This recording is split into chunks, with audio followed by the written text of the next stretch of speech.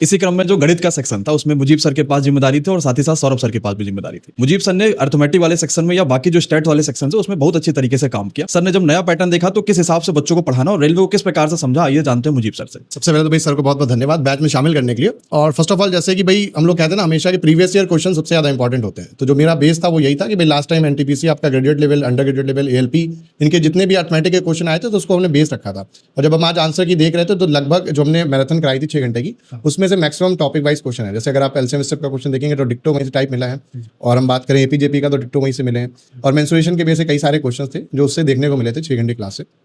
तो यही है आप सब लोगों के लिए कि भाई प्रीवियस ईयर क्वेश्चन जरूर लगाया करो, और खास करके ये कहूँगा कि जो हम लोग यूट्यूब सीरीज रहा करें उसको भी जरूर फॉलो किया करो, क्योंकि उसमें ज़्यादा से ज़्यादा जो भी हम लोग क्वेश्चंस लेके चलते हैं वो पीवाईक्यू बेस और एग्जाम ओरिएंटेड लेके चलते हैं। अब दूसरी बात ये भी थी कि कुछ नया कंटेंट आया था, हालांकि वो एग्जाम में पूछा नहीं गया, लेकिन पहले से हम लोग को पता नहीं था कि भाई पूछा जाएगा कि नहीं पूछा जाएगा, तो उसके लिए भी बड़े चैलेंजेस होते थे कि सर ने जैसे कहा कि सर जो है भाई क्लास डीएस की लगानी है। अब डीएस का जो है कंटेंट, क्योंकि डीएस जो है वो आपका बैंकिंग का टॉपिक है, तो 5 ऑप्शन के साथ वहाँ पर देखने को मिलते हैं। फिर डीएस के बाद हम लोग ने भाई पूरा कवर किया, तो फिर वेन डायग्राम आया, तो ऐसे वेन डायग्राम का भी रहता है, कहीं पे क्वेश्चन अवेलेबल नहीं है, वो भी आपका बैंकिंग के पार्ट में पूछा जाता था, तो वेन डायग्राम भी काफ़ी अच्छे बढ़िया तरीके से हम लोग ने कवर किया। फिर ऐसी प्रोबेबिलिटी भी जो है आपका बात करें तो नया टॉपिक था, खैर पूरा कभी कभी एनटीपीसी में 1-2 क्वेश्चन पूछे गए थे, बट फंडामेंटल बेसिस पूछे गए थे, तो वहाँ से हम लोगों ने फिर भाई प्रोबेबिलिटी पे काम किया, तो प्रोबेबिलिटी के भी काफ़ी सारे क्वेश्चन जो देखने को मिले तो डायरेक्टली उसी से देखने को मिल गए थे पासे वाले।